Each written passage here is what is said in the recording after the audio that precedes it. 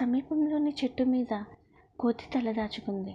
టింకు దుస్థితి దాని కంటపడింది. దానిని ఎలా అయినా కాపాడాలనుకుంది కోతి. టింకుకి చేరువలో చిన్న బండ ఒకటి ఉంది. కోతి దాని మీదకు దుమికింది. అక్కడి నుంచి టింకుని అందుకుని నీటిలోంచి పైకి లేపింది. దాన్ని అలాగే పట్టుకుని చెట్టుపైకి గెంతింది. భయంతో బిగుసుకుపోయిన టింకు కొమ్మల మధ్య జాగ్రత్తగా కూర్చుంది. తన ప్రాణం కాపాడినందుకు కోతికి కృతజ్ఞతలు తెలుపుకుంది టింకు.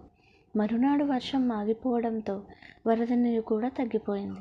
టింకుని తల్లిదండ్రుల వద్దకు చేర్చింది కోతి. కోతి చేసిన ఉపకారానికి కృతజ్ఞతలు తెలుపుకున్నాయి అవి. టింకు ఆ సంఘటన నుంచి తేరుకునేసరికి కొంత సమయం పట్టింది. బద్ధకం తెచ్చిన అనర్థం ఏమిటో తనకు తెలిసి వచ్చింది. గానుగెద్దులంటూ తాను ఎగతాళి చేసిన చీమలు ఇప్పుడు కడుపులోని చల్ల కదలకుండా నిల్వ చేసుకు